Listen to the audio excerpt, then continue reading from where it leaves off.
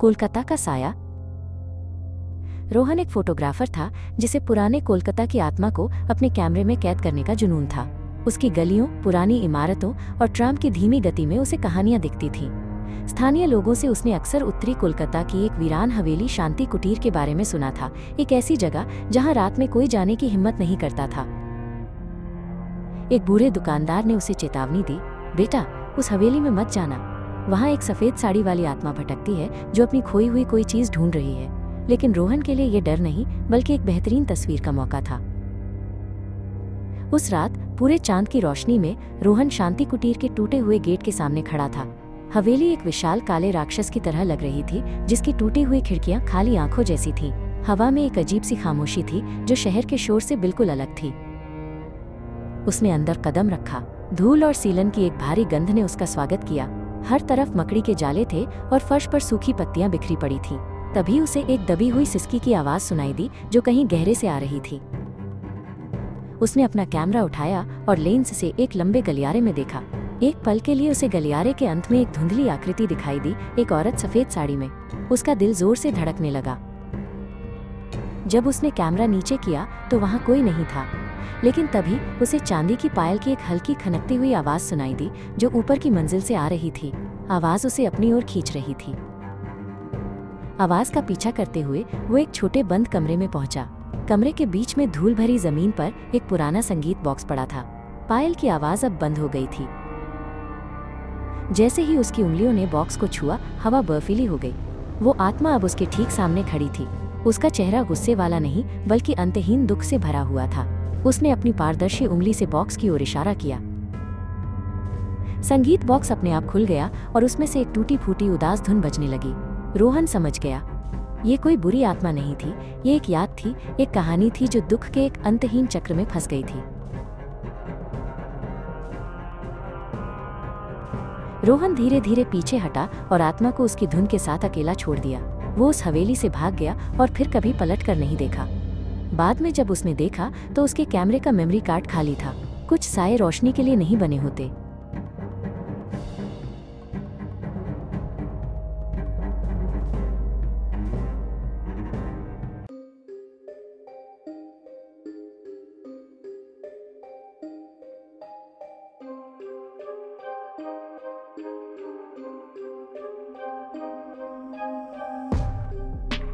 कोलकाता का साया।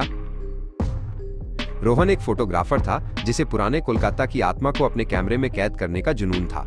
उसकी गलियों, पुरानी इमारतों और ट्राम की धीमी गति में उसे कहानियां दिखती थीं। स्थानीय लोगों से उसने अक्सर उत्तरी कोलकाता की एक वीरान हवेली शांति कुटीर के बारे में सुना था, एक ऐसी जगह जहां रात में कोई जाने की हिम्मत नहीं करता था। एक बूढ़े दुकानदार ने उसे चेतावनी दी, बेटा, उस हवेली में मत जाना। वहां एक सफेद साड़ी वाली आत्मा भटकती है जो अपनी खोई हुई कोई चीज ढूंढ रही है। लेकिन रोहन के लिए यह डर नहीं बल्कि एक बेहतरीन तस्वीर का मौका था। उस रात पूरे चांद की रोशनी में रोहन शांति कुटीर के टूटे हुए गेट के सामने खड़ा था। हवेली एक विशाल काले राक्षस की तरह लग रही थी, जिसकी टूटी हुई खिड़कियां खाली आंखों जैसी थीं। हवा में एक अजीब सी खामोशी थी जो शहर के शोर से बिल्कुल अलग थी। उसने अंदर कदम रखा। धूल और सीलन की एक भारी गंध ने उसका स्वागत किया। हर तरफ मकड़ी के जाले थे और फर्श पर सूखी पत्तियां बिखरी पड़ी थीं। तभी उसे एक दबी हुई सिसकी की आवाज सुनाई दी जो कहीं गहरे से आ रही थी।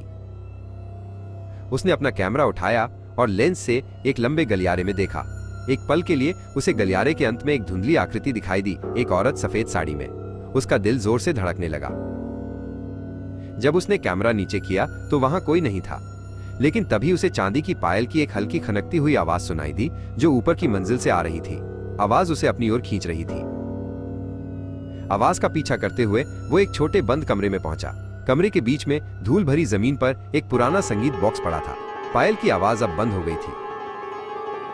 जैसे ही उसकी उंगलियों ने बॉक्स को छुआ, हवा बर्फीली हो गई। वो आत्मा अब उसके ठीक सामने खड़ी थी। उसका चेहरा गुस्से वाला नहीं बल्कि अंतहीन दुख से भरा हुआ था। उसने अपनी पारदर्शी उंगली से बॉक्स की ओर इशारा किया। संगीत बॉक्स अपने आप खुल गया और उसमें से एक टूटी फूटी उदास धुन बजने लगी। रोहन समझ गया, ये कोई बुरी आत्मा नहीं थी, ये एक याद थी, एक कहानी थी जो दुख के एक अंतहीन चक्र में फंस गई थी। रोहन धीरे धीरे पीछे हटा और आत्मा को उसकी धुन के साथ अकेला छोड़ दिया। वो उस हवेली से भाग गया और फिर कभी पलट कर नहीं देखा। बाद में जब उसने देखा तो उसके कैमरे का मेमोरी कार्ड खाली था। कुछ साए रोशनी के लिए नहीं बने होते।